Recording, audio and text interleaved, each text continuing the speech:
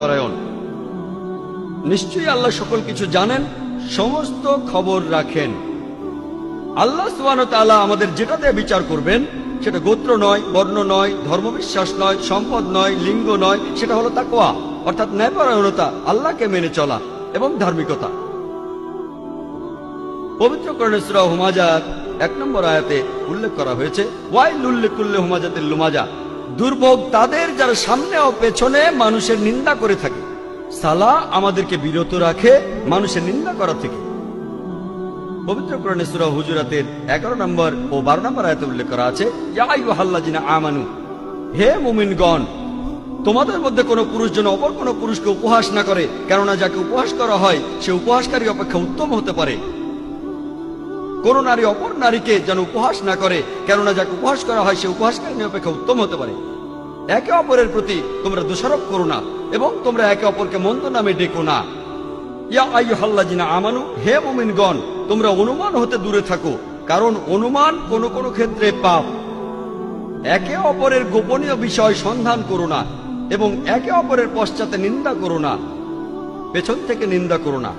তোমাদের মধ্যে কি কেউ তার মৃত ভাইয়ের গোশত খেতে চাইবে? পবিত্র কোরআন বলছে, যদি পেছন থেকে নিন্দা করেন তাহলে আপনি যেন আপনার মৃত ভাইয়ের গোশত খাচ্ছেন, কারণ মৃত ভাইয়ের গোশত খাওয়া হলো দ্বিগুণ অপরাধ। খাদ্য হিসেবে মানুষের গোশত খাওয়া একটা অপরাধ। এমনকি ক্যানিবালরা যারা মানুষের গোশত খায় তারাও কখনো তাদের মৃত ভাইয়ের গোশত খায় না। কোরআন বলছে, যদি পেছন থেকে নিন্দা করেন তাহলে দ্বিগুণ অপরাধ করছেন। অপরাধটা এমন যেন আপনি মৃত ভাইয়ের গোশত খাচ্ছেন। কোনো প্রমাণ ছাড়াই কারো ব্যাপারে নিন্দা করো না, এটা পাপ। আর কারো পেছন থেকে নিন্দা করা হলো দ্বিগুণ পাপ, দ্বিগুণ পাপ। আর আল্লাহ সুবহানাহু ওয়া তাআলা এখানে তিনি নিজেই উত্তর দিয়েছেন, তোমরা তাকে ঘৃণ্যই মনে করো। সালাহ এটা আমাদের ব্যবসা ক্ষেত্র এবং দৈনন্দিন কাজের মধ্যে সত্যবাদিতা এবং সততাকে বাড়ায়।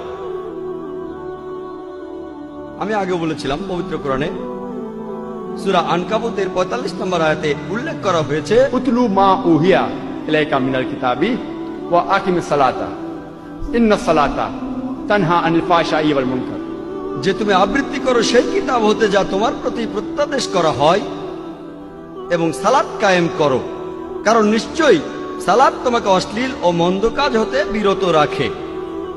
পবিত্র কোরআন বলছে, সূরা ইসরার 81 নম্বর আয়াতে উল্লেখ করা হয়েছে, ওয়া কুল জাল হক ওয়া যাকাল বাতিল ইন্নাল বাতিলা কানা যাহুকা, বলো সত্য এবার উপস্থিত হয়েছে এবং মিথ্যা বিলুপ্ত